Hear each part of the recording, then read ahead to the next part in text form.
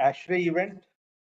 Yeah, unfortunately, I am away in the Europe and US, Okay. and it's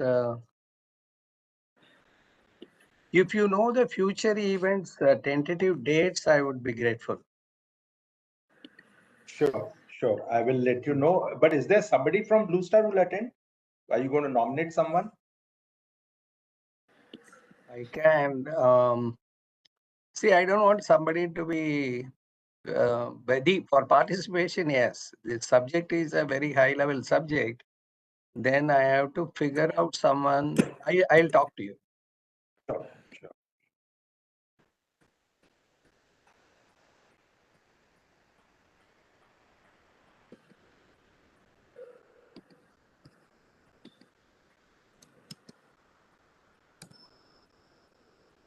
Chairman, it's 3 p.m. Shall we start with your permission? Yeah, you can. Thank you, sir. Thank you. A very good afternoon, all the participants. I am delighted to welcome all the dignitaries, speakers, and participants for the inaugural session of World Green Building Week 2024. Today is the first day of World Green Building Week. This is the world's largest campaign to accelerate building the transition to more sustainable built environment. Yeah. This week is a special time for all of us who care about sustainability and building a greener future. Richa, As a part of this celebration, IGBC is organizing a series of webinars during the week with the objective to explore the significance of the building sector in India's net zero ambition. So without taking much time, let me introduce today's first guest, Mr. C. Sekhar Reddy, National Vice Chairman of IGBC. Mr. Sekhar Reddy is a visionary leader with over 2 decades of experience in real estate, dedicated to transforming India's infrastructure through sustainability and social responsibility. He has held several key positions, including chairman of IGBC Hyderabad chapter and past president of CREDAI National, leading initiatives in eco-friendly construction and affordable housing. His efforts have made a significant impact on India's infrastructure and sustainability landscape. We welcome you, sir. I would request you to kindly deliver an opening remarks, sir, for this inaugural session. Over to you, sir.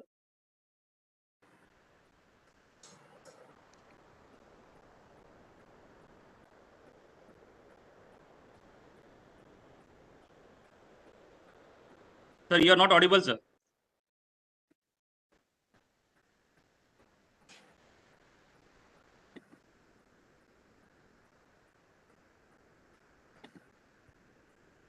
Can you hear me? Yes, sir. Now, is it okay? Yes, sir. Yeah. Welcome everyone to the World Green Building Week webinar 2024. The Green Building Council, Indian Green Building Council, IGBC, being a founding member of the World Green Building Council since 2004, is glad to celebrate this year's World Green Building Week from 9th to 13th September. The theme for this year's World Green Building Council big 2024 is building the transition, which reflects our commitment to driving a positive shift towards the sustainable practices. It is an invitation for all of us to contribute to accelerating the transition towards the sustainable built environment. The World Green Building Council has a network of over 70 green building councils and their 36,000 plus members who are working towards leading the industry towards a net zero carbon, healthy, equitable, and resilient built environment for everyone, everywhere. It is my pleasure to address such an important and timely issue that impacts not only our environment but our very future. Let us talk about how many of us are handling global warming and heat waves today. The answer for many of us is simple. We just turn on the air conditioner. There are nearly 2 billion air conditioners running for a global population of over 8 billion. And that is only counting residential units. Shockingly, less than 40% of the people worldwide can afford an air conditioner in the first place. Even so, air conditioners account for around 10% of the global electricity consumption, with many of us contributing to this by simply pressing the power button on our remote. By 2050, 2/3 of households globally may have air conditioners, with China, India, and Indonesia accounting for half of this demand. This trend demonstrates how we are paradoxically contributing to a global warming while trying to combat. Is this the right approach? The solution, however, is clear. Green buildings. By understanding, adopting, encouraging green building practices, we collectively make a real impact in the fight against the climate change. Every smart decision we make in this regard brings us closer to the sustainable future. Climate change is more than just a global environmental challenge. It is a direct threat to Indian economy. Consider these facts. The Reserve Bank of India estimates that 2030 by 2030, up to 4.5% of India's GDP could be at risk due to loss of labor hours from extreme heat and humidity. The Overseas Development Institute predicts that climate change could cost India anywhere between 3 to 10% of GDP annually by 2100. A study published in Nature suggests that by 2050, India could lose 22% of its income due to climate change, that's 3% higher than the global average. The effects of heat waves are not limited to personal discomfort. They reduce agricultural productivity, increase energy consumption, and damage public health, leading to significant economic losses. A recent study estimates that heat waves alone could cut India's GDP by 2.4% by 2050. Beyond economic damage, climate change is projected to cause an additional 250,000 deaths annually between 2030 and 2050 due to heat stress. 2 billion people already lack access to safe drinking water, and climate change is expected to worsen this crisis, along with the deteriorating air quality, which already claims over 4 million lives annually. Health risks associated with extreme heat, malnutrition, and waterborne diseases could lead to 21 million additional deaths by 2050. This is not just a future concern. Recent flooding and climate-related disasters around the world are nature's wake-up calls. They are clear warnings of the urgency of addressing these challenges. While climate change is certainly a driving force behind India's energy and environmental struggles, it is not the only factor. Population growth, economic development, and policy decisions all play critical roles in shaping our future. That is why we are here today, because the way forward lies in innovative solutions like green buildings that balance growth, sustainability, and climate resilience. Together, let us commit to these practices and work towards a better and greener future for all of us. And also feel that this is high time the state governments and the government of India should come out a major policy decision, bringing a lot of incentives to the home buyers and the developers, and making maybe IGBC silver rating at least mandatory for almost all the developments in the country.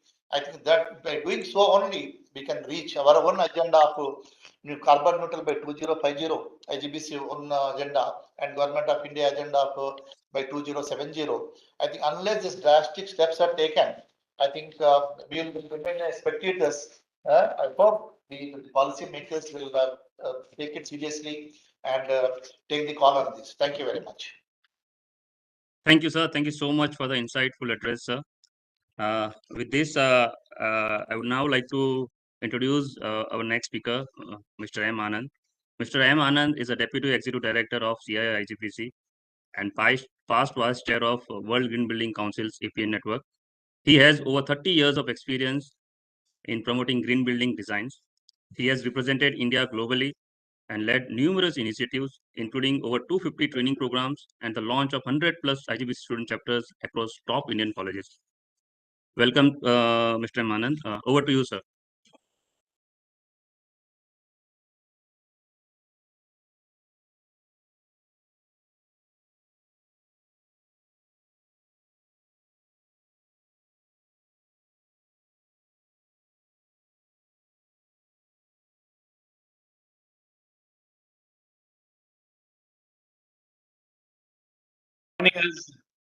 Good afternoon, friends, for joining us on the India GBC's World Green Building Week celebrations, the inaugural session.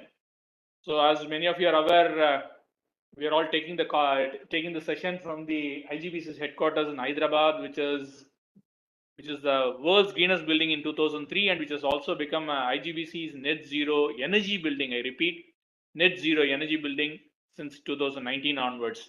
The center has been inaugurated by then President Dr. APJ Abdul Kalam, and the center has just celebrated its 20 years of service. 2004, the center got inaugurated by Abdul Kalam Saab. Last month, we had a very brief session on 20 years of service of IGBC from this center. And then we in IGBC are working with the vision of enabling a sustainable built environment for all. When we say all, it goes beyond the human beings. The flora and the fauna, biodiversity is all included, especially as we are celebrating the World Green Building Week. All our resources on the planet Earth is not only for the human being, it is for the every flora and the fauna. That is where we in IGBC are very fortunate to have a wonderful vision set by all the stakeholders like you all. In the process, we want India to become one of the global leaders in sustainable built environment by 2025. So what it started as a one building with the support of all the Indian construction industry stakeholders. Today we have more than 14,400 projects right from Kashmir to Kanyakumari, from Kutch to Kohima, cutting across all 5 climatic zones. 12 billion square feet of spaces adopting IGBC's rating program. This is the registered footprint as we are talking today. And then we are the only council in the whole world. I repeat, there are 80 plus countries having their own councils. We are the only council in the whole world to have 32 different rating programs, because ever since we started our journey in 2001, every building typology, an office is different from a home is different from a data center is different from an affordable housing. So that is how the IGBC board has decided to have relevant rating programs for a particular typology. Based on the first 15 years of experience, we are the first one to launch the IGBC's net zero rating programs. So we have a stepwise approach on getting into the net zero energy to start with, then net zero water, net zero waste to landfill, then eventually becoming net zero carbon. So this is a stepwise approach. Again, the IGBC board has guided us, which has been widely appreciated worldwide for this stepwise approach. So we in IGBC are very fortunate to have all the leading stakeholders who are all part of this rating program development and all the initiatives. To put it in a nutshell, IGBC's all these rating program not only encourages us to do less of bad, it encourages us to do more of good. When we say more of good, that is what we mean by the net zero rating programs are encouraging getting into the next orbit of conserving the resources, circularity, or you will hear more from our stalwarts today, our chairman, national chairman, Mr. Tyagarajan, followed up by Ashish Rageja and Satish. So to put it in a nutshell again, IGBC's rating programs of all the 32 programs can be applied for places where we stay, live, learn, work, play, and transit. So this is an aerial shot of our own building clicked very recently. Here again, this is the first project in the whole of country to have 140 kilowatt of bifacial solar PV. After enhancing the energy efficiency on the air conditioning, lighting, building measurement, monitoring, all of that in 2015 to 18, we brought down the energy demand to the lowest ever possible. Having brought down the energy demand to the lowest ever possible, then we went ahead with the renewable energy sources, which has also helped us in making the building as a net zero energy building. So as I said, we are a founding member of World Green Building Council since 2004.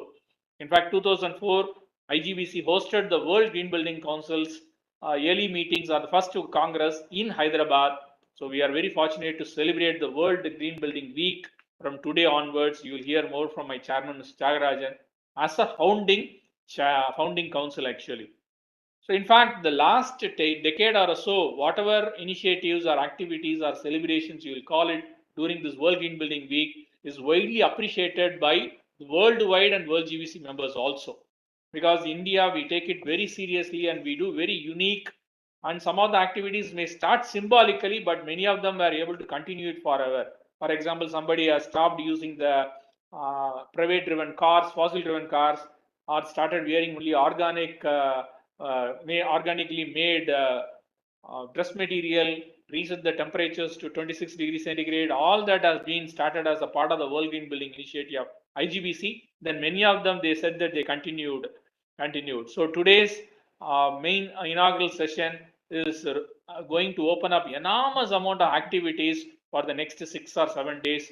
You will hear more. You heard from my National Vice Chairman, Mr. Shekhar Reddy, highlighting on the need for going green as an every individual, how we can contribute. We'll hear more from our chairman. So this is our own building, IGBC headquarters, which works on various initiatives to address at the bottom of the pyramid, enhancing the quality of the life of the people, at the same time addressing the profit and the planet also. So the experience circularity and pursue regeneration is the biggest topic today. We would love to focus. So these are the few glimpses of the last several years of Green Building Week or World Green Building Week celebrated across. So there was a walkathon, there is a sapling drive. Many colleges and schools have organized a team aligned with IGBC on the green sketching campaign for the school children, bringing in very unique awareness. It is not that only the architects and engineers are who are involved in the green building activity alone should celebrate. How do we sensitize common man also in the circularity or in the green building elements, how it can be made as a mainstream? So here there is an opportunity to bring in more and more awareness. As I said earlier, many people are committed to use a public transport, be it a bus or metros across the country or a carpooling. In fact, many of the IT offices and large scale offices, they have a special campaign during this particular week, 1 week on September 9th to 13th. Sapling plantations across the stakeholders has been done very aggressively. Formulate a sustainability team within the organizations. So who are all the true champions, who are all very uniquely positioned or volunteering themselves, irrespective of their own main roles or a day-to-day activity in an office.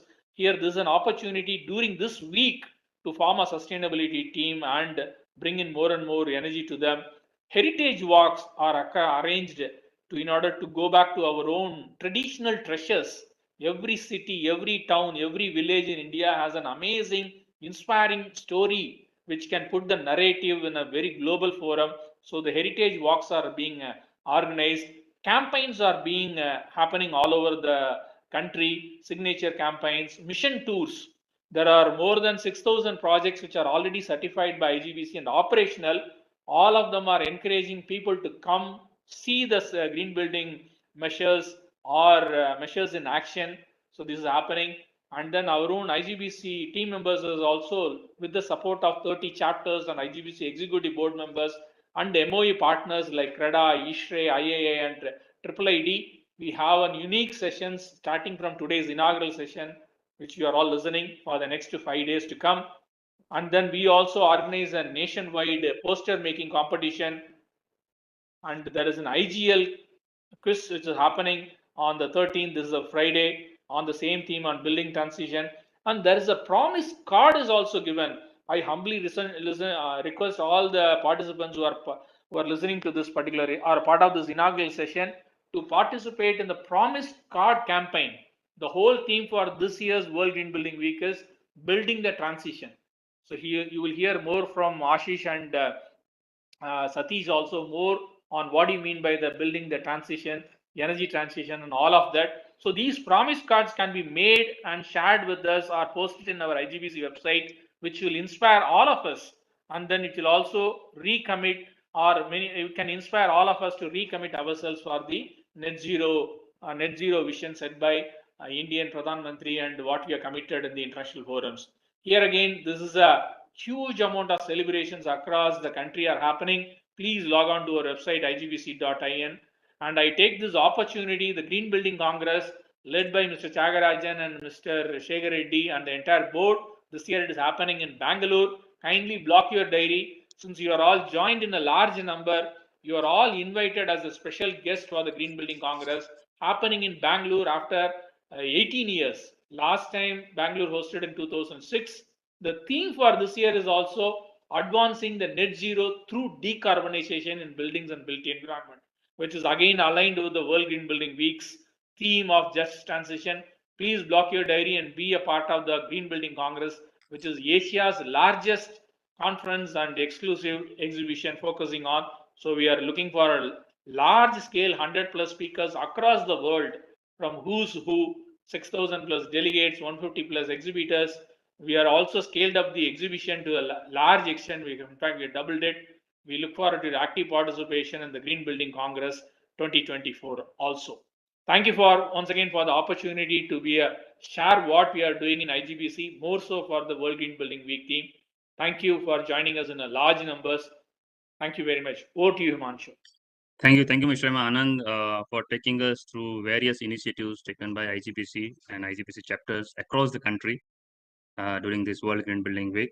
We invite all the participants to join us in this movement, in this week-long celebration, by participating in whatever way you can do ultimately during this week, and share the details on IGBC on IGBC platform.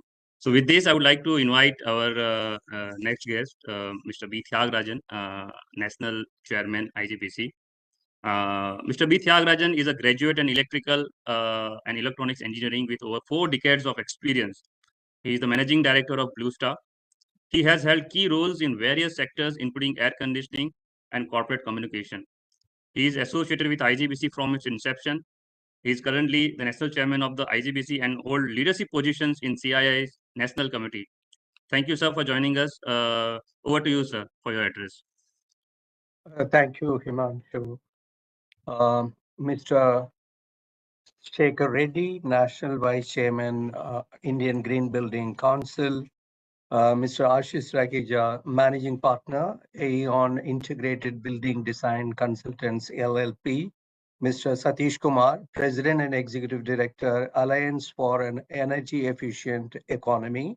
Mr. M. Anand, Deputy Executive Director, CIIGBC. Himanshu, distinguished guests, esteemed stakeholders, industry leaders, and my fellow advocates for sustainability. Greetings to you on the occasion of the World Green Building Week 2024. I begin by thanking all of you for being part of the green movement. As Anand shared just now, we are happy to, or we should feel proud of, the fact that we have crossed in terms of registrations of over 12 billion square feet of green built environment. This is only the second largest in the world. So IGBC's green certification enrollment has crossed 12 billion square feet. Now, as we celebrate the World Green Building Week 2024, the global movement to create this awareness, it is not for just celebration alone. It is for recommitting ourselves. In quite a few areas, you will find India is lagging behind. In certain cases, it is 30 years behind. Certain cases, it is even 40 years behind in terms of industry evolution or what we have achieved as an economy. Now, when it comes to green building, if you Google, you will know the concept of it. It originated only in 1960 by Paul Soleri about mooting the idea of ecological architecture. In 1969, it was Ian McHugh in United States talking about design integration with nature. And we were all aware who were, many of you who have joined are youngsters. But people who were born prior to 1970 will know the energy crisis what United States went through. And while architecture and architects were attempting to get nature integrated, it was only in 1990 BREEAM as a rating system was introduced in United Kingdom. Only in 1992, the energy labeling program or the star rating system was introduced in the United States by UNEP. It was 1993 and subsequently in 1998, United States formed its Green Building Council and the LEED rating came into being. So compared with that, in this movement, we can take pride in the fact that we are also prime movers in this, that is starting from 2001. And it is 24 years, and we will be celebrating our silver jubilee next year onwards. And in the meanwhile, as I reflect on the whole movement, it is important for me to thank the IGBC's secretarial team, IGBC's executive board for being part of this in several ways, like the technical research and the next speaker, Ashish Rageja. He has done enormous work in developing the technical rating systems and continues to provide numerous inputs. There are numerous stalwarts there who have to be acknowledged as a part of these celebrations. Now, when it comes to green buildings, the climate change action itself as a large subject, there are a few challenges. The first one is connected with it is a collective action. Just one person doing alone is not going to make a difference, but the one person makes a difference along with many others. So the collective action makes it as a complex subject.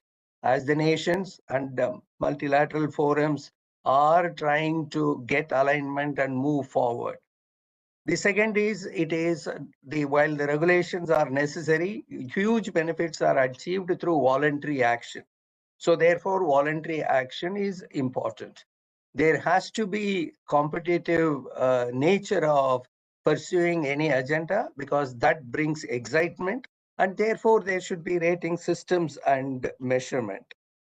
The fourth one is that it is not going to be always costlier to address the climate change action. But at the same time, money is also required, and there are mechanisms that are becoming challenging, and at the same time, we are making progress there. Now, as we celebrate the World Green Building Week, the theme this year that has been concluded are around first building. The first item is the building orientation and design. The second theme is connected with passive design techniques. The third one is connected with smart technology and automation. The fourth one is connected with high performance materials. And together, it is covered under the theme building the transition. I'm very glad that the Green Business Center, through its various initiatives, whether it is Green Building Council or it is our Green Building rating systems or the Net Zero rating systems and Green Pro rating system and Green Co rating system and recently born Green Cooling Council, all of them together are doing a significant amount of work in moving the needle to the next level. And this is something which is remarkable and cannot happen without your continued support. So if we are an individual working for an organization, if the organization is already in it, please help us accelerate that. If your organization is yet to embark on, please urge them to get into this movement. I am of the view, I strongly believe that in about a couple of years, every building built in India will be green certified. That's where it will move. And the other important element is the net zero movement. And there are numerous initiatives the Indian Green Building Council is involved, whether it's a net zero energy or net zero waste or net zero water or net zero carbon ratings. We are on a high growth path there as well. So from September 9th to 13th, let us focus on how we can accelerate this movement and take it to the next level. Now, Anand mentioned about the Green Building Congress in November, and that is another forum where we are going to discuss and agree on quite a few exciting actions. And as we step into our Silver Jubilee, It is our mission to be there as number one in the world as far as green buildings, built environment are concerned. And with that, I wish you all the best. But I must mention here the stellar role that Ashish has played. As I recollect, it was in 2005, much before net zero movement had come in their office, along with our mentor, late Sri Dr. Prem Jain. That is the year in which he talked about it, and he is the person who would have, apart from Payal, would have worked very closely with Dr. Jain. He continues to help the industry move forward in numerous areas, and I am grateful to him. I thank all of you for participation, and there are more than 200 participants today. Wish you all the very best. Thank you. Thank you, sir. Thank you so much for your inspiring address and setting the tone for the week-long celebration. Thank you, sir. So before we proceed with the technical sessions, I would like to take a moment to thank our national chairman, vice chairman, and Mr. M. Anand for joining us today and addressing this inaugural webinar for the World Green Building Week. Thank you, sir. Thank you so much. So with this, we will move towards our technical sessions. So today's session is focused on energy efficient building design, strategies for reducing carbon footprint. This topic is so important because building contribute a lot to global carbon emission. And by making them more energy efficient, we can make real difference. In this session, we will look at ways to make building use less energy, from simple design ideas to advanced technologies in heating, cooling, and lighting. Our speakers today are experts in this field, and they will share ideas that are already shaping the future of building design. So with this, I would like to invite our first speaker, Mr. Ashish Rakheja, who is a managing partner at ION. He is a seasoned consulting engineer with 28 years of experience and a postgraduate degree in thermal engineering. He has led the design of over 2,000 projects, including 10 net zero energy building and 40 plus platinum rated green projects in India. As a chairman of the IGBC Technical Committee, he is a key figure in India's green building movement and a prolific speaker, having delivered over 500 talks globally. We are honored to have you, sir. Over to you, sir, for your presentation. Thank you. Thank you so much, Matthew. And namaskar, everyone. First of all, my thanks to Tyagarajan Saab for starting the celebrations of the Green Building Week. You are an inspiring figure in our industry, and to get these words of praise coming from you, it means a lot. Shekhar Reddy Saab, you led the whole movement from front, starting from what you've done in Hyderabad for the green buildings. And today, you've taken over the role of the vice chair, and we can see the green building movement is in safe hands. Anand, you've been part of the World Green Building Council, represented India, made the country proud, and continue to do so in the role that you are playing at this point. And I'm delighted to share the dais with or the screen with, in this case, with Satish, who's a stalwart in his own ways. I've known him for nearly 2 decades now, and always a learning experience to be there with him. So thank you very much, everyone. And I know that we have to keep the time, especially because Satish has a hard stop at 4:30. So I'll also keep my time to 25 minutes if possible. That's what I like to do. To me, as Tyagarajan have mentioned, that I've been talking about the net zero buildings right from the 2011 onwards. And at that point, I remember coming on the dais talking about the subject, and people laughed. They said, "Oh, such a building is not even possible." And today, India is a leader in the net zero energy buildings. I'm going to talk more about it as we go forward. We also swept by this wave of decarbonization. Of course, in our industry, we tend to use any word a lot till the time we find a better one. But in this case today, the decarbonization continues to tickle us, challenge us, and the net zero energy movement or net zero building movement is all around us. Well, we all started way back with the COPs, and you're all aware that the COP the one where our Honorable Prime Minister went to UK in Glasgow, when he made a commitment at at COP26 about making the change or giving India's commitment to be carbon neutral. That's when the whole momentum has got a different level altogether. The alarm bells for the climate change has been around us for a long time. The IPCC in 2013 came with the scenarios, the 4 different scenarios, and it said that, look, if we continue the way we are going, we would see a temperature rise of 5 degrees if we do nothing. Only with a drastic change, we can limit this temperature rise to 1.5 degree.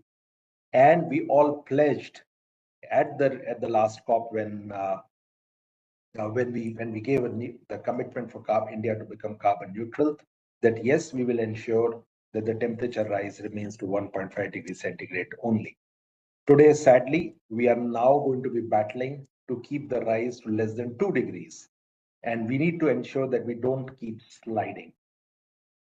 In India itself, we have been seeing the early indicators of the climate change, and that also started way back. Today, it's all prevalent, whether it's heavy floods, whether it is hot seasons. I stay in Delhi, witnessed a temperature of 50 degrees centigrade plus. That was the first in my lifetime. Maybe it might have happened earlier, but definitely first for me now. And then, of course, the monsoon all around us, extreme colds, extreme weather patterns have become a talk of the day. We continue to talk about that, look, who caused the climate change? Yes, as we say, the global north is responsible for it. And who's hurting by it? Global south. So that's a shelter we can continue to take as we go forward. But if you look at it realistically, the global north will continue to bring down its carbon emissions, but it's global south, especially India, that needs to be worried about it with its rising construction industry. The construction industry globally accounts for nearly 40% of the global carbon emissions and nearly 35% of the building energy usage. Now that makes us the largest carbon emitters in the world as construction industry that we are. We have classified the carbon emissions into embodied, operational, and the chairman also talked about making the various groups and looking at the various aspects of it. But today, world is said, forget about this embodied, forget about this operational.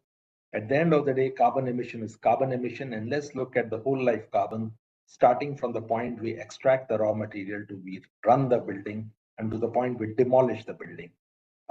Adopt what we call a cradle to cradle approach. In India too, the building sector today amounts for nearly 32% of the carbon emissions, and which is again a big number. 60% of them currently is said to be coming from operational carbon, and 40% is embodied carbon. Now, I'm not going to get into the definition of operational embodied carbon in the interest of time, but I would say that at this point, while we are gearing up to set up an infrastructure, a system for the embodied carbon, the operational carbon is what offers us a relatively low-hanging fruit and something that we could be easily in position to embrace. We've always looked at this Panchamrit that came from our Honorable Prime Minister, which said 2070 is the carbon neutral target. But very interestingly, if you look at the 4th Panchamrit, it says reduction in the carbon intensity of Indian economy by 45% by 2030. Now look at it, 45% achieved by 2030 of our Indian economy carbon intensity, and 2070 we are talking of carbon neutral. We have a big target ahead of us in 2030 itself, and those of the skeptics which say that the carbon neutrality 2070 is far away, we are not going to see it, our children are going to see it, should be looking at this realistic number, because 2030 is around the corner. If you look at the construction industry, as I said earlier, in India, we contribute about nearly 32% of the carbon emissions, the largest carbon emitter source that we are. And this is the industry which will continue to grow. We always fancied ourselves comparing with China. We always say that China is something that we like to overtake going forward or maybe compete with. In the growth that the Chinese economy has had, 30% plus of the GDP contribution came from the construction industry. In India, it is 1/3 at this point of time. Only 10 to 11% of the GDP growth comes from our Indian construction industry. And if we have to reach a high numbers in terms of our economy growth or the developed world developed country that we are trying to be by 2050, the construction industry will continue to play a larger role. We'll make more buildings. And as we make more buildings, we would be subjected to more and more carbon emissions. We are the highest growing in terms of the construction industry growth in the world. And I would even dare say that we are the ones who are driving the global economy at this point of time. The operational carbon is fast growing, and it is all riding on the backbone of large number of people that we have, the highest population that we have in the world. As we set to make them more comfortable, or as we say, copy the ways of the developed world, the air conditioners are going to come in, the buildings are going to come in, and the air conditioners are going to come in. And you can look at it, where do we stand in terms of the percent of the air conditioners compared to the global north. The newspaper articles like this, which says that by 2037, every 15 seconds, a new air conditioner will be bought, is an alarm bell that we need to be worried about. Our operational carbons will continue to grow because our air conditioning requirements will also go. And by 2050, the power consumption by the air conditioning systems alone in India would surpass the total power demand of Africa put together. Whatever you say in terms of the cooling demand today is going to be 3 times, or the energy demand is going to be 3 times just by 2050 itself. And nearly 70% of the power that we consume will start going into the buildings by 2070. Embodied carbon, yes, we are working on the framework. The Indian Green Building Council is working on it. These are early days, and I said there is something that we need to be worried about. We have to work upon it, but there is a relatively lower hanging fruit that we need to be concerned about. Yes, at this point of time, our embodied carbon emissions, when we make a house or when we make a commercial building, they are lower than what the global north countries are doing. But it's a volume in India, which is a sheer volume, where we talk about one New York a year or one Chicago a year. That's the rate at which we are building, is what put together is a much larger number that we have to be worried. The global construction industry is already moving ahead. If you see the indicators that are coming with respect to operational carbon optimization, you can see the indicators. The indicators would be the decarbonization technologies like the energy storage, solar PVs, winds, batteries. Their sales or their market size has tripled over just last 10 years itself. Energy storage, because a lot of it, when we generate power in the daytime using the renewables, we need to store them also. The energy security is a big issue. Looking at that, in just last 1 year, the energy storage market has become doubled itself. The decarbonization becoming more and more affordable thanks to China. The module prices are coming down rapidly, and today they are in 10 years they are a fraction of what they used to be earlier. With this, obviously, this is a slide that I saw with the Bureau of Energy Efficiency. I took it with them, looking at their transition, what they see towards the carbon neutrality. And very interestingly, the topics that come up in terms of energy efficiency, continuous operational involvement, improvement, fuel switch, off-site renewable, on-site renewable, transport fleet, which are vehicles that we use.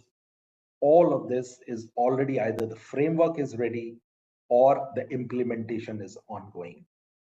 Interestingly, the last part of it, carbon offsets and carbon capture, utilization, storage, The Bureau of Energy Efficiency last year came out with the national carbon market also. So India is going to have its own carbon market, which is all set in next few months to come, hopefully, and where we are talking of compliance mechanisms and the offset mechanisms which are going to be in place. With that, there would be an option available to the companies to cut down their carbon emission or meet their targets, which the government is all getting ready to do that. Some of the industries are already in the framework, and that net will keep growing because India has given a commitment to decarbonize. Again, I'm not getting too much into the subject, but it tells you the focus that can be in the operational carbon and the path to net zero energy buildings, why India is going the pace at which it's going. If you look at the construction industry, it is being rapidly influenced by the ESG implementation also. I work personally a lot with the large corporate, and each one of them has pressures coming from ESG, coming from the BRSR, and the need to show the reduction in carbon footprint on year basis going forward. India was one of the first countries to come out with the CSR mandate, and today it has been very successfully expanded into this ESG framework and continues to be implemented through top countries, through top companies on our stock exchange. Sorry. If you look at the ESG metric reporting, also the various metrics are there. Large part of it is again attributable to the environmental part of it, and that is why we are seeing the large companies looking at implementation of the green rating systems and possibly even the net zero rating systems. Even the finances that are coming into the country, a large number of them, in fact, a number that I was reading somewhere, it said that more than 70% of the global finances are now today linked towards the green bonds or the ESG loans, where it is mandatory for the companies who take the loans to demonstrate their environmental responsibility. What brings us, what can help to be part of this framework that is emerging? What can help us to be better prepared in terms of what is coming? It is not 2070 we need to be worried about. The transition is going to be much faster, much closer. And I would even dare say what the Indian Green Building Council has set the target is by 2030, all new buildings should be looking at the net zero energy performance. Net zero energy, net zero water, net zero waste, all of them. And finally, ultimately, the net zero carbon is the way the strategies are looking at. Look at India alone, our potential for renewable energy is enormous. Be it wind energy, solar energy, biofuel, hydroelectricity, we do have a lot of resources out there. It's a question of how do we tap the resources. The renewable or the solar, especially the solar photovoltaics, have always been looked at a much easier one because of the amount of sun that we get in our country. And you can see the rising installation capacities of the of what is happening on the solar generation. And that brings me back to the net zero energy buildings. If you look at the fundamentals of the net zero energy building, this is the classic energy triangle of the net zero energy building, where it starts by implementing passive measures in the building design. Again, the green rating systems, IGBC, very amply talk about it. Thereafter, you go and adopt the active measures, which could be the best of the air conditioning systems, good lighting systems, the good glazing, anything that can cut down the energy consumption of building. And when you have brought down the energy consumption to a bare minimum, that's when you start offsetting it using the renewable. And as I showed you, the renewable energy framework itself is fast evolving. To a point, it's more affordable. To a point, it is more implementable, and we have vast resources for doing that too. And that is why the transition to the net zero energy buildings has been fast in India. IGBC also has its own net zero energy rating system. I had the privilege to chair this rating system, and we launched it in 2018. And I can tell you that today, just in 5 years' time, we have over 200 buildings that are looking at a net zero energy rating implementation all over the country. Again, in the IGBC rating system, if you open the book, it starts by looking at the passive and the active measures. And this is exactly what Mr. Tyagarajan was talking about, the chairman spoke about bucketing the implementation or bucketing all of these knowledge banks and then targeting them going forward. If you look at the cases of the fine examples of the building with on-site renewables in India, the green build or the net zero energy building movement started with the small 15,000 square feet building in Greater Noida. This was the first net zero energy building, small demonstrative building. And from there, we've never looked back. The second building that came up was Ministry of Environment and Forest headquarters in Delhi, which was nearly 500,000 square feet with nearly 1 megawatt of on-site solar. Those numbers have kept growing. The Kochi airport has been on everybody's mind. And today the government is looking at making all airports net zero energy in near future. We have fine examples of it in various cities of India, and including the IGBC headquarters, which Anand presented a little while back. Today, we have massive projects like this Indian Oil Corporation building that is coming up in Faridabad, looking at 13 megawatt of on-site solar, and those numbers continue to grow. The HVAC industry, where I come from, has also been right in the forefront of adopting it, the net zero energy rating systems. And you can see many examples of factories and the office buildings looking at implementing these rating systems. And it is all part of their commitment to cut down the carbon emissions that they have.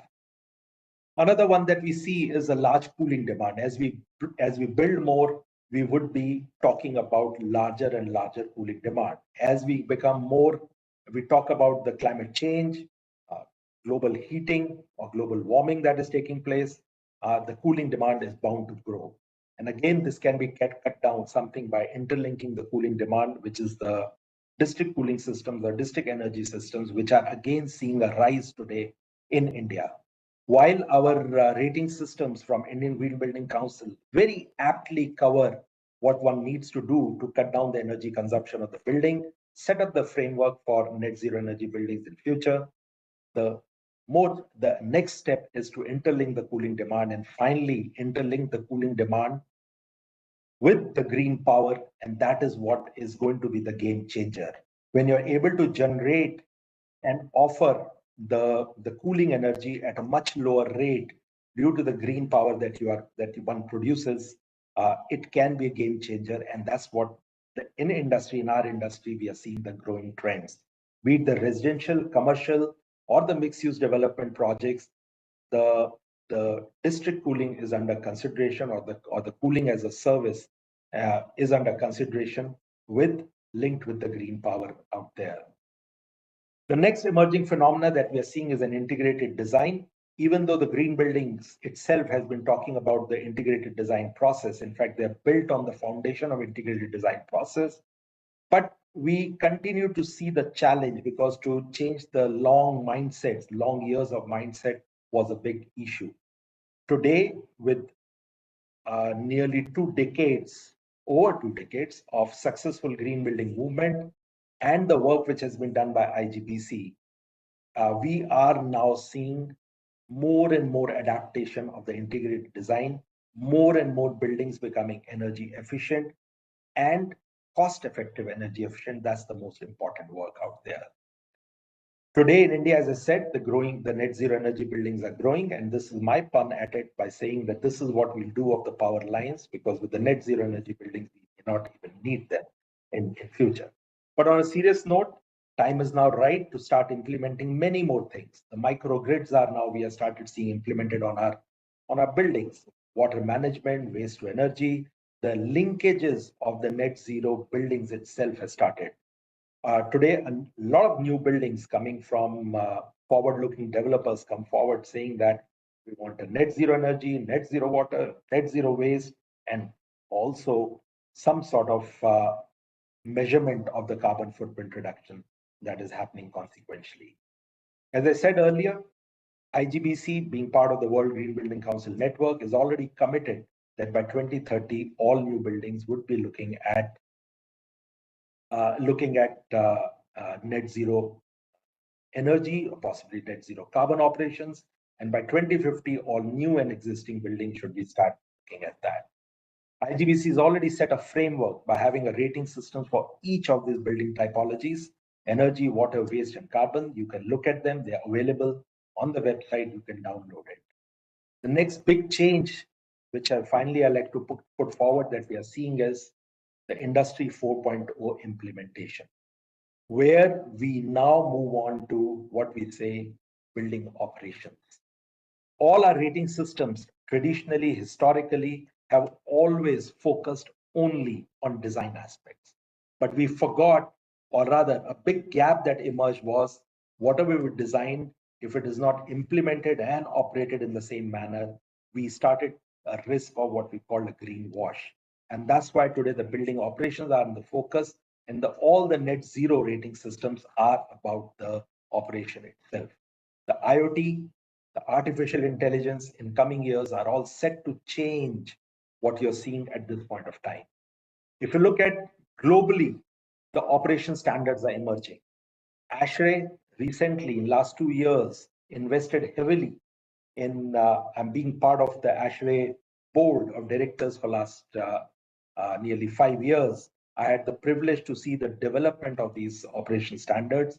And if you look at the title of these standards, all of them talk about operation of the buildings.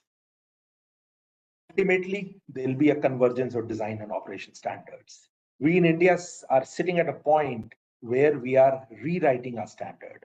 Our ECBC Energy Conservation Building Code is all set to get launched at ECSBC, Energy Conservation and Sustainable Building Code.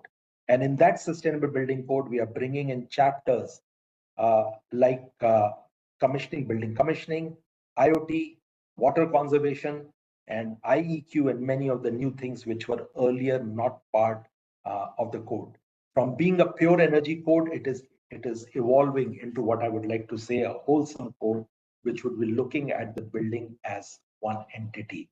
IGBC was fortunate. Again, IGBC is a part of the team which put together this code, and this code is now handed over to Bureau of Energy Efficiency, and it should see the light of the day at any point of time now. Similarly, at the National Building Code is currently under making, NBC 2025-26. The work has started already, and all these thought processes that we spoke about are surely going to be getting into our codes, and you will start seeing a transformation emerging in our industry. Performance-based designs, we are not far away from that. There will be a very short point of time. We'll see going the EPC contracts, the way today they are signed for the lowest cost, and that's where it ends. From lowest cost, you will get into not only the cost optimization, but also the performance demonstration. So they will be build, operate, demonstrate, and then transfer to the user. That's the days of the performance base that we're going to see. I'm sure you'll agree with me. We would not have, the Taj Mahal would not have been the way it looks if we had gone for the 3 quotations, if the Shah Jahan had invited for 3 quotations and said the L1 takes the job. The key stakeholders of a whole life carbon approach that we're looking at in our industry that is emerging is everybody put together. You cannot just have just the designers, consultants, architects, developers, financial institutions, manufacturers, contractors. All of them have to sit together on one table if we are looking for a demonstrated building which is performing the way it is designed. This is again a slide which Bureau of Energy Efficiency showed, which very clearly demonstrate a path to a green future, where we need to decouple our emissions from the growth, while the target would remain on cutting down the emissions. But we have to be mindful of the fact that as we are building large number of buildings, we need to make them better, efficient, and less emitting. Finally, the last slide, this is what we need to change. Traditionally, this is what we have seen in our construction industry. We design as if that's the best building that we are making. But finally, when it comes to the real building and operation, there's a lot which is left to be desired. A carbon neutral world will require a mindset change to how we design, construct, and operate our buildings. And this is the new framework, my friends, that we have to be ready with. If we want our buildings to be cost effective, if we want our buildings to be better performing, we have to focus on all the aspects through an integrated design process, starting from design, looking at the construction, looking at commissioning, and finally how we operate our buildings. Thank you very much. That's all from my side. I've kept my 25 minutes as committed. Thank you. Thank you, sir. Thank you so much. It is always wonderful listening to you, sir. Presentations are always insightful and thought-provoking, leaving us with so much to reflect on. And thank you for taking us through various strategies, even interlinking the green power with cooling, integrating design, the importance of integrated design, the potential of renewable energy, Industry 4.0 implementations, and the development of operational standards and its role. It was amazing. So we'll take, with your permission, can we take the questions at the end? I would say so, do that because Satish has to leave. So let's respect his time, take him first, and we can keep doing the questions afterwards. Thank you, sir. Thank you. So I would request participants to kindly drop their questions on chat box or Q&A box so that we can take it up after end of the presentations. So with this, I would like to invite Dr. Satish Kumar. Dr. Kumar is the founder and president of the Alliance for an Energy Efficient Economy and a key architect of India's energy efficiency policies, including the ECBC and India Cooling Action Plan. With a PhD from Carnegie Mellon University and extensive experience, including as an ex-scientist at the US Department of Energy, he is a leader in energy efficiency and sustainability efforts in India. We are honored to have you with us, sir. Over to you, sir. Can you hear me? Yes, sir, we can hear you. Okay, so I'm sorry, but I just realized that my browser is not supporting the sharing of my presentation. So I'm just sending this out. Hopefully you will get it in a minute. And in the meantime, I'll just start. So I've sent it to Kathoru Vijay. Will it be, I think it should have gone. Is it possible for you to sort of like share the screen? I'm so sorry about this last minute. I just tried to share. Sure, we'll do it, sir. We'll do it, sir. Okay, so. No, sir, I'm just checking that. Give me a minute, I will share it. Hold on. Let me see if I have the right presentation. Oh my gosh. This is what happens when maybe I think it's not the.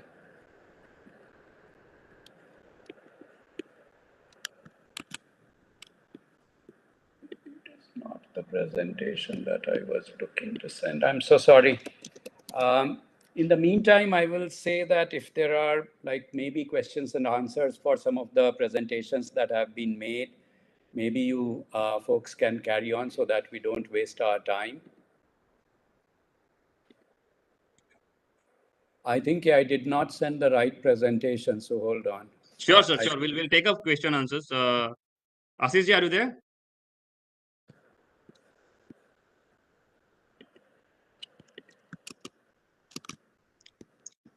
Mr. Rakeja?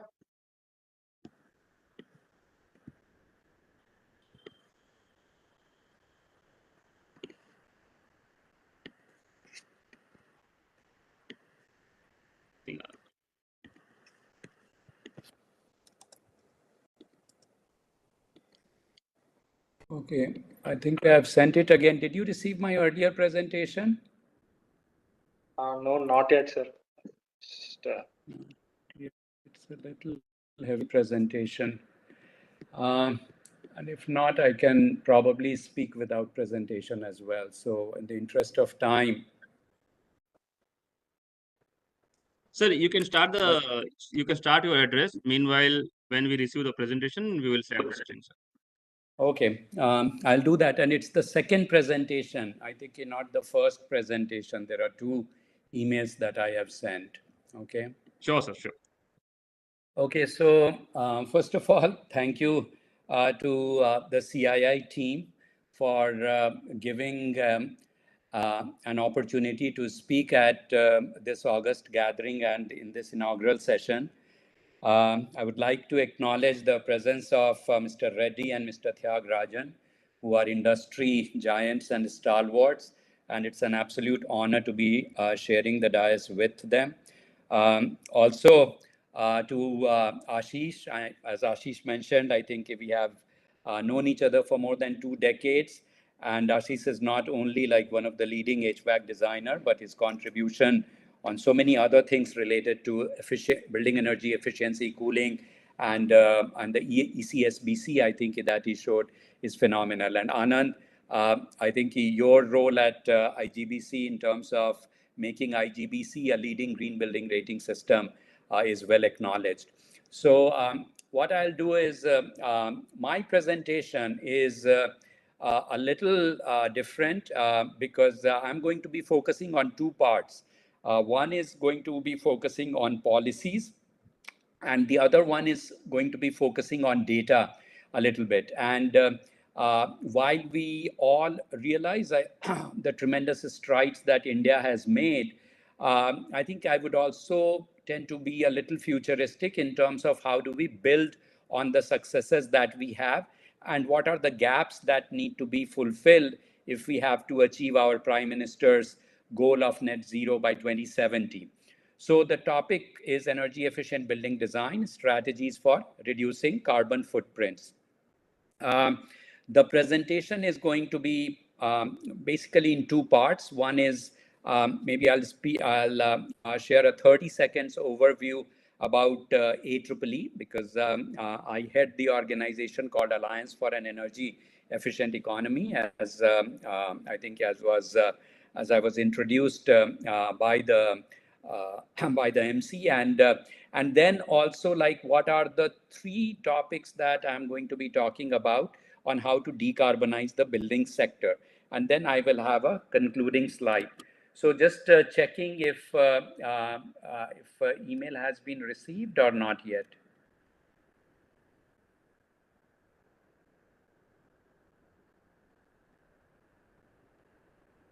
No, sir, I didn't receive the mail. Okay. So we received the one presentation. I'm just waiting for a second. All right. Okay. So as soon as I think that comes up, just put it on screen, please. So I'm continuing. So AEEE, it was set up in 2008 as a member-led industry association. So just like Confederation for Indian Industry, we are also an industry association, but we have a much limited mandate, and we support like policy implementation, and we enable market for energy efficiency with a not-for-profit motive. One thing that I would just like to quickly share, that our organizational goals for 2030 is that we want to help enable energy savings to the tune of 100 gigawatt of demand offset through energy efficiency. This is not just AEEE, but we are looking at a national level that what is the contribution of energy efficiency through government programs, through private sector, through green building rating programs. We are also tracking that how much is the investment that is being made. And our goal is that, is it possible to showcase that 1 lakh crores of green investment into energy efficiency interventions, if that can be captured. And the third thing is related to jobs. So we want to see if 5 lakh green professional jobs can be created to drive net zero ambition in the energy efficiency sector. So that's a quick overview of AEEE and our goals. Let me move to the next slide, which is when we are talking about the building sector, my next couple of slides is related to how the G20, which is the 20 nations which have the highest GDP in the world, and India was the host for G20 countries. And AEEE, we worked with the Ministry of Power to create this report called Advancing Energy Efficiency Across Demand Sectors by 2030. And there were 3 pillars. One was the building sector, one was the industry, one was the cross-cutting. And the building sector had a program called Renew, which was rethinking energy codes for a net zero energy world. And Ashish just mentioned, and also Mr. Reddy and Mr. Tyagarajan, that there is a need to decarbonize the building sector, and that has to be done through a combination of private sector and public sector policies and market mechanisms. So this Renew was an initiative that was adopted by the 20 countries, and it is essentially talking about how do we move from like what building energy codes are today to how net zero building energy codes become a norm. And there is a slide, I think in the slide that I'm showing right now, it's a map of the entire world, and where it is showing that how different regions are performing: Europe, US, Africa, China, India, South America, in terms of their progress towards this net zero building energy code. And as Ashish mentioned, it also shows that India has a draft version of ECSBC, which is looking not just at operational energy, but it is also starting to look at the carbon aspect, the sustainability building code that Ashish talked about. So the reason I'm talking about this is that at the highest level, at I think where all countries are meeting, whether it's COP, whether it's G20, building energy efficiency is one of the prime points for discussions when it comes to decarbonization. And that's because almost 1/3 of the energy is being consumed in the building sector. But also, everybody is saying that we need to do more. We need to move beyond, I think, the policies, and we need to move beyond, I think, what has been done in the past about from green building movement. And as again, what IGBC is doing, that it is already moving towards some of the net zero rating systems. So that's the direction in which we want to go, and that's the main message, I think, through the G20 report that was launched. I'm moving on. I'm going to be talking about the building sector decarbonization here. And when I talk about building sector decarbonization, Alliance for an Energy Efficient Economy, we work closely with many government ministries, including the Bureau of Energy Efficiency, including the Ministry of Environment. Sorry to interrupt, sir. I have Yeah. shared the screen, sir. You can see the WebEx screen. Okay, let me. This was not the, no, this is the second one. I think I probably need, if you go to the next slide, I don't think this is the deck. No, this is not the right deck. Is it the second deck? Yes, sir. Okay, then just leave it. Let me just read. I think let me just speak on it, because I don't think I have sent you the right presentation. So I think the building sector decarbonization is, I'm going to classify them as the good, the bad, and the ugly. And I think in the good part, whatever I think has been done by the green buildings movement, organizations such as IGBC, which has been a pioneer in India as far as the green building movement is concerned. And as we heard from Mr. Tyagarajan, that there are 12 billion square feet of floor space that has been certified green by IGBC. So that's a wonderful accomplishment, and not possible without, I think, the work that IGBC has been done. IGBC has done. Another very good piece is that India is one of the country which is lucky to have Bureau of Energy Efficiency. And if you look at the Energy Conservation Building Code, the Eco-Niwas Samhita, the Standards and Labeling Program, so India has a fairly robust policy framework, and not many countries have, I think, this kind of support at the government level. So that's also very, very good. Then the third is, I think the point that I want to make is that there is increasing availability of sustainable building materials and green technologies. And that also is very important, because not only these materials and technologies need to become available, but they also need to become cost effective and affordable. So that also there has been movement on this thing. If I talk about the bad part or not so good part, I think the challenge is scalability. And I'll again give this example of, I think, IGBC 12 billion square feet. It is about, we are talking about 1.2 billion square meter. We are talking about 120 million square meter. If I look at the amount of construction that is happening in India today in the building sector, we are building 1 billion square feet of floor space, residential, commercial combined every year.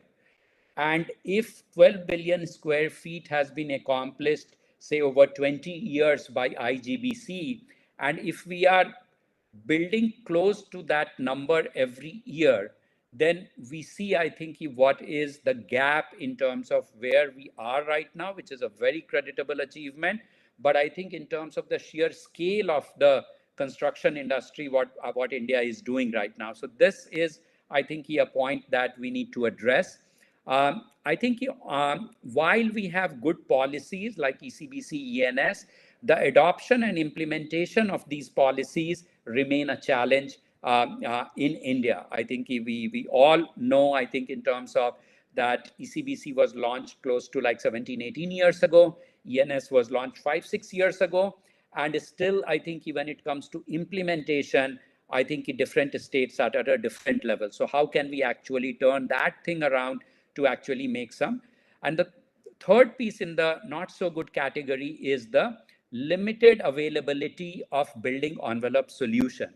And the point I'm making about this, I'll come and I'll talk about it a little bit more in detail, is that the need of the hour is that we need to have building envelope with superior heat transfer characteristics and low embodied carbon. And if we look around, I think what is happening in the industry right now, those kind of materials, that kind of cost-effective solutions are not there. And hence, I think what we see are things that are cost-effective, what are easy to build, I think what gives you good finish. So from the supply side, how can we actually make some of these things available which will start to address this? Because this is not like something that developer can do. Developers are only going to use the materials that are available.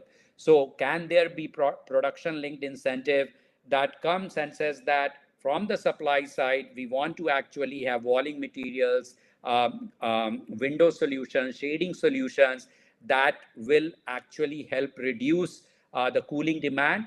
And once I think building is designed well, then we can go for the most efficient technology. So this is the bad part. The ugly part is, I think, is something that I'm also requesting the green building, I think IGBC and others, that we do not have disclosed building performance data today. While buildings are certified, but in terms of actual performance, how they are doing after they are constructed, that information is lacking. And this is becoming more of a problem because as companies are disclosing scope 1, 2, and 3 emissions, they want to see what is the actual consumption that is happening inside the buildings. Big IT companies are contacting us and saying, how do we actually do this? So this will become like a public disclosure of building performance is an extremely critical thing. If it is not going to get voluntarily disclosed, I'm pretty sure that this will get mandated at some point of time. The other piece that is, I think I would say, is the life cycle analysis and embodied carbon numbers, for which there is just no disclosure data that has been put either by Ministry of Environment, Forest and Climate Change or by Bureau of Indian Standards. And while ECSBC requires that reporting be done, but if there is no data disclosure requirement that is in place, companies are not going to put some of this information out, which will then again come back to developers saying that we cannot disclose, I think, this carbon numbers because I think companies, we are not able to find these numbers from cement, steel, and others. So even voluntary requirement to start disclosing this data is very, very important at this point of time. And the last part is that how do we make thermal comfort for all a reality in India? Because we know that India is one of the countries which is likely to have the highest cooling demand in the world, at least I think in the latent cooling demand. And if we are not able to meet our thermal comfort requirement, then it becomes a problem. So let me, sorry about this. Uh, as far as building envelope related policies are concerned, if you look at the building stock right now, we are close to about 20 billion square meters of building stock that is there in India. This is likely to become double, like it will become double by say 2070. So we have like 20 billion, it will become like 40 billion or 50 billion in another 50 years time as the space starts to reduce somewhat as we build more and more. The interesting piece is that about 90% or 92% of this is commercial, is residential building stock. And even in 2070, the forecast is that 85 to 90 is going to be our residential and about 10 to 15 is going to be commercial. And our building energy codes, I think whether we are talking ECBC and ENS, I think they are there, but they are focused on operational building code as Ashish also mentioned. And but as far as embodied carbon, circularity, resilience, and other things are concerned, there is just hardly any policy or literally no policy that is even starting to look at some of those things. So that's a pretty significant gap. I think in terms of the building performance, Ashish talked about, I think what ASHRAE is doing in terms of building performance, importance of building performance. And AEEE is another organization.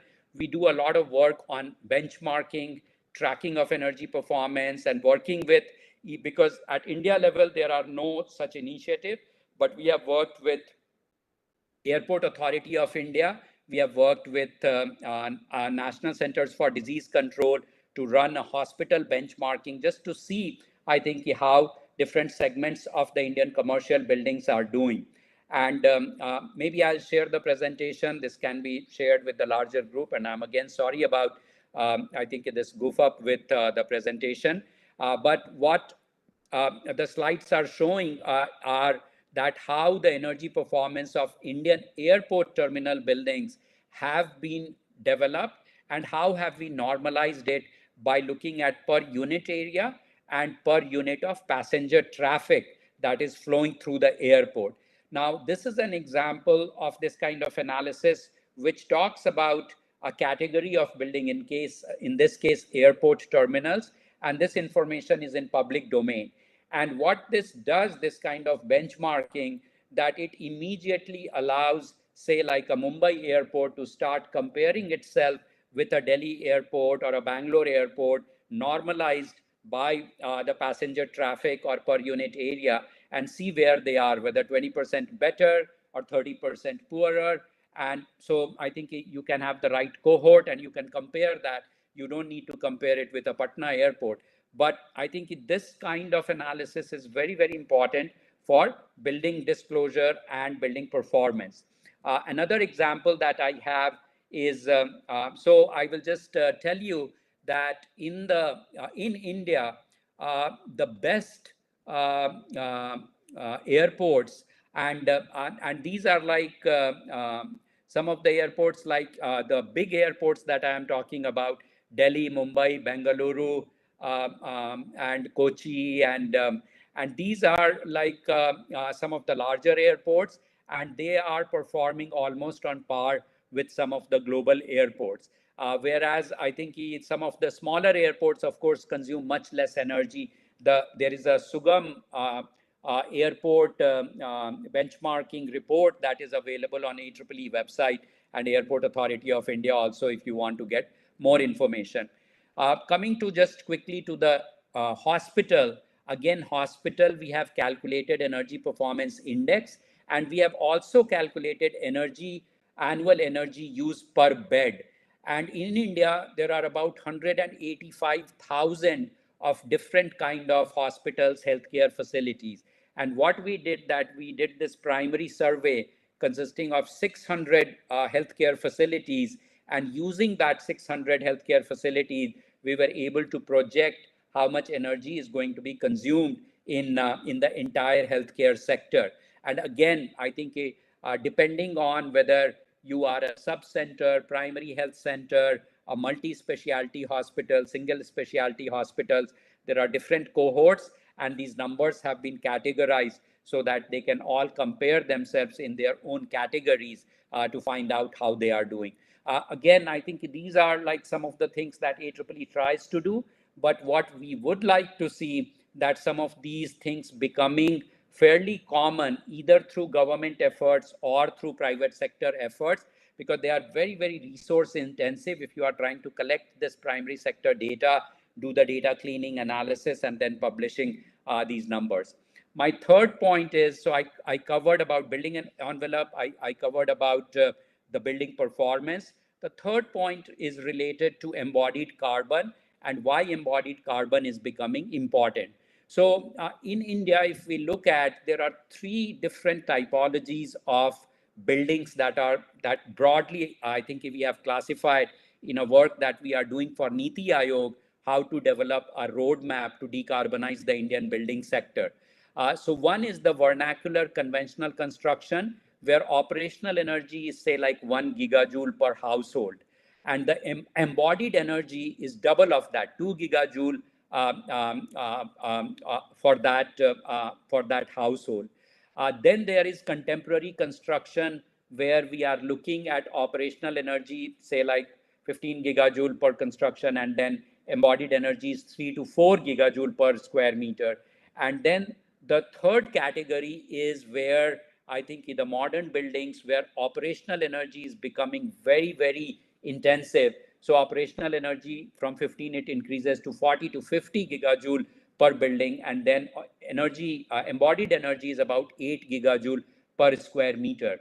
What this is telling us that most of the policies are focused on operational energy, operational carbon. So I think in the years or decades to come, your operational energy share is going to reduce, but your embodied energy share, which is currently between say like about 40% and operational energy is about 60% in the India's building sector. So as the operational energy starts to reduce, if we do not reduce the embodied energy, then from 40%, it will become 50%, 60%, 70%, because the operational energy, because of our energy efficiency codes, standards will start to come down. And then that piece is also getting decarbonized by renewables. Again, I think that's a big thing. So very important for India to start looking at embodied energy, embodied carbon, and start to put some disclosure laws where environmental product disclosures and other things start to get disclosed, because that's the first step before like an ECSB. So ECSBC, which again, Ashish played a very, very, I think, a key role, has reporting requirement for carbon consumption like at building level. But the question, I think the million-dollar question here is that how is, I think, this data going to get reported by building owners and developer if companies are, I think, are not putting like, okay, for this LC3 cement or this Portland cement, my energy intensity is this much, or for my glass or for my aluminum, I think this is the embodied carbon. So there is a link here in terms of, I think, how, again, the public sector and the private sector needs to work together to build these kind of codes and to start disclosing, I think, some of the information, because it's just a matter of time. Europe is so advanced in this area, and I think many of the private sector people who are probably attending this know that if you are going to export your steel to Europe, then you will not be able to actually sell that steel unless you have the EPD requirement disclosed for that particular steel. And that is, and we are seeing cross-border adjustment mechanism, CBAM and other things. So if India delays too much on this, we are going to become, I think, internationally not very competitive. And I think even in our quest to become net zero, I think this will become very, very challenging. So in conclusion, I would say that we need to build on the excellent work that has been done. The policies and the market forces really need to work together. to see, I think, what is possible, what is cost effective, where government can provide incentives to the private sector so that the cost doesn't become prohibitive for developing some of these innovations. And I think new material development, new technologies development. And then there are three areas that I am saying that what we need to tackle in summary. One is that we absolutely need to make sure that thermal comfort is something that should be made available for all, and this will require both passive and active cooling solutions so that the poor and vulnerable people who have not sort of like contributed anything for this global warming are not unduly, I think, negatively impacted. Then I think because there is a requirement for scope 1, 2, and 3 emissions disclosure requirements, we must start to focus on building performance disclosure beyond green building certification, because it's just a matter of time when I think this is going to come. And if we are not prepared, then it's going to hit all of us very, very hard. And the third piece is that in order to achieve the net zero goals of 2070 and some of the international stringent requirement for, I think, total carbon disclosure, we need to voluntarily start disclosing EPDs for the most energy intensive material like steel, cement, bricks, aluminum, glass, and these things. And with that, I'm going to conclude my presentation. Thank you very much. Thank you, Dr. Satish Kumar, for such an insightful address. We greatly appreciate the time and effort you have put into setting these valuable strategies and practical insights. Thank you so much. So we'll quickly take a couple of questions that we have. So there are questions from participants. So what is integrated cooling? I think this is for Mr. Rakheja. What is integrated cooling? Mr. Rakheja, are you there? Yes, very much. I'm here. Yeah. The first question is regarding what is integrated cooling? So what I meant there was, in the scarcity of time, I had glanced over a lot of things. What I meant there was that the cooling requirements in a project, in a city, in a municipality, they can be aggregated. That is what we start saying cooling together. The cooling is there. Overall, the systems can experience a better diversity. To give you an example, if we have a commercial building and a residential building linked to each other, the commercial building cooling demand peaks in the daytime, whereas the residential peaks in the nighttime. So your installed capacity becomes much lower because you're designing it to cater to the larger of the two loads. And thereafter, the second part of the load is being met without putting any more capital equipment. So your embodied carbon comes down, your loading on the cooling plants is better, utilization is better. And this is now being offered. Once you aggregate this cooling, it starts it becomes an interesting subject for companies. And there are a lot of companies now that are entering the India where they're offering cooling as a service, and they're ready to meet this aggregated demand by putting the capital there. So this is what I meant. If you start grouping the cooling demands together, you'll have more efficiencies of scale and better operation, better control. And that is what can help to in India in the longer run. The developed countries already have this model for heating purposes. Middle East had it for a long time. It's high time that India starts looking at it. I think Mr. Tyagarajan is an expert on the subject. You should take his views on that. Yeah, no. I continue to learn from you, Ashish. All that I can say is, as you had covered the 2030 commitments, which are here and now, many regulations will start kicking in, and the international pressure is going to mount. In November, COP29 is there. You can see once again the UN cooling pledge will come up. Now, in that context, I am of the view district cooling is a reality. And the district cooling is also win-win in a commercial district. why somebody would like to waste floor space for installing chillers. And obviously that makes sense for them. What is being mooted is District Cooling Authority of India to set the regulations and in fact legislate also if possible that any new commercial district, a new Gurugram when it comes up, it will be a district cooling in India. That is inevitable. And combined with that, a calculation, ballpark calculation can be done. If complete Gurugram would have been district cooling with integrated with residential, it would have made a world of difference. Somebody was telling me it would have been only 50% of carbon footprint would be, if that is the case. Thank you, sir, for sharing your views. So we have another questions on any move to make benchmarking on refrigeration generation at various operating point of chilled water. With benchmarking, any policy to improve operation? Anybody would like to take it up? This has become an air conditioning session by default. Ashish is the authority on this subject. So there are no regulations as such at this point of time, but yes, the Bureau of Energy Efficiency is promoting district cooling. If you look at the India Cooling Action Plan in ICAP, also the district cooling is mentioned as one of the prime sources that can help to reduce the carbon emission. Mr. Tyagarajan mentioned that if the Gurgaon was put into a district cooling, it would come down by 50%.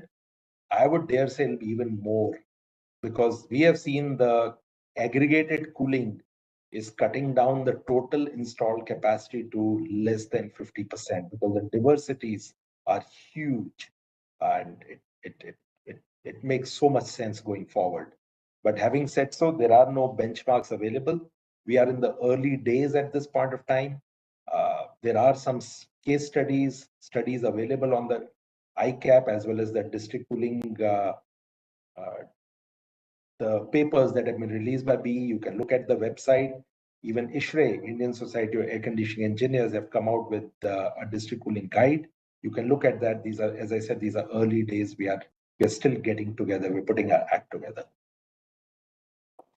Thank you, Mr. Rakheja. So we'll take the last question. Any suggestion to encourage R&D to produce new technology for reduction in power, energy, efficiency improvement? Well, I'll let Mr. Tyagarajan do that because he should also answer. He comes from the leading organization in India. But I can tell you, I'm going to let the secret out without Mr. Tyagarajan's permission.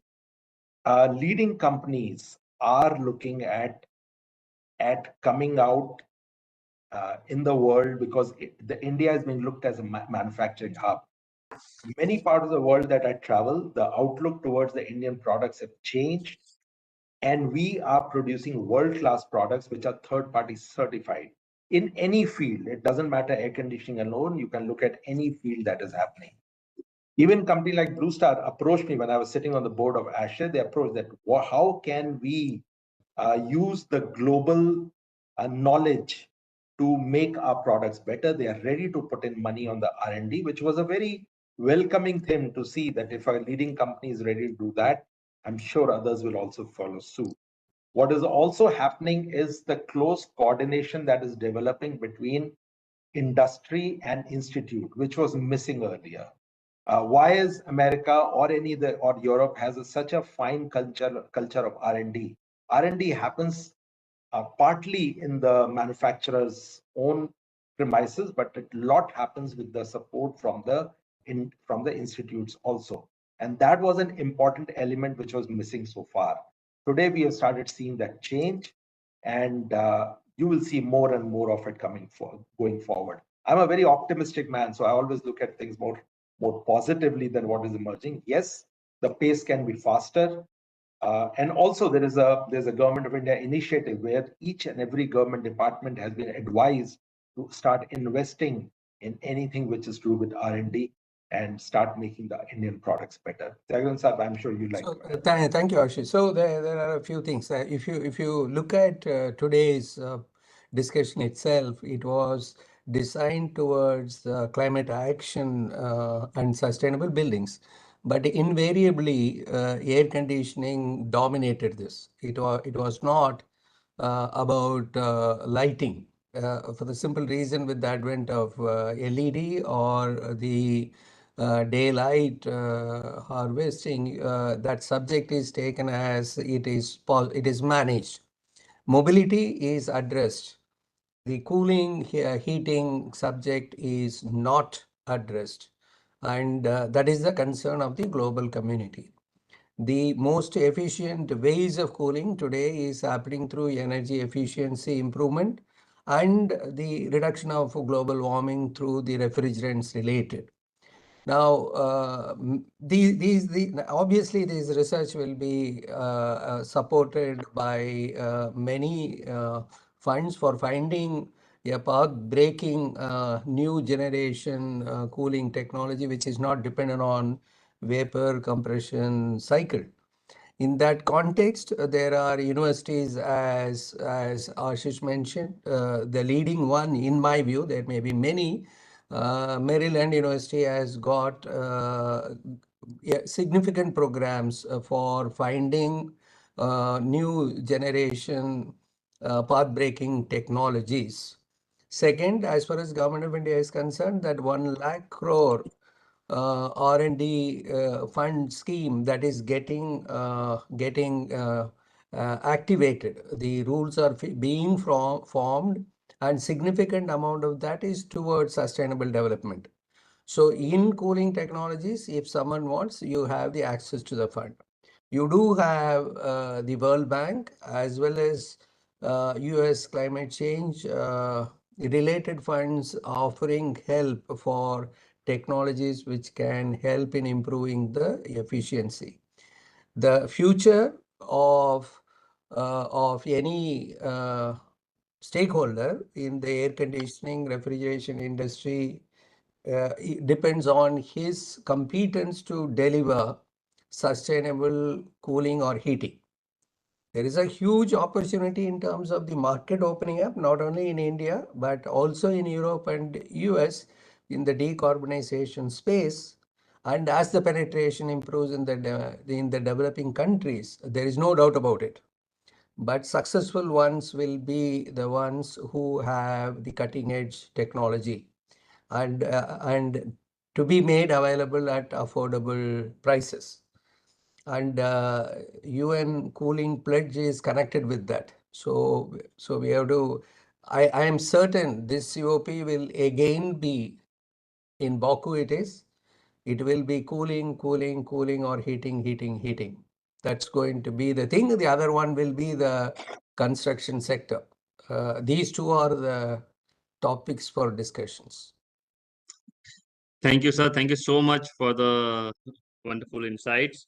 So, with this, with the permission, we would like to close this today's first session. So, as we bring this insightful session on energy efficient building design to a close, on behalf of IGBC, we would like to extend our deepest appreciation to all our speakers and attendees for their active participations. And I'm sure all participants would have a lot of takeaways from today's session. And I would also like to invite all participants to kindly register for a week-long webinar series. So each day between 9 to 13th of September, we are having a webinar on different theme.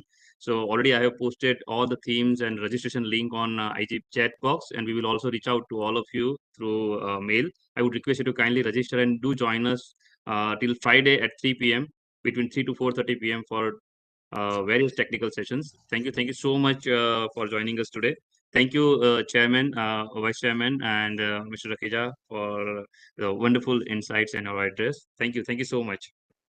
Thank you. Thank you. Bye, everyone.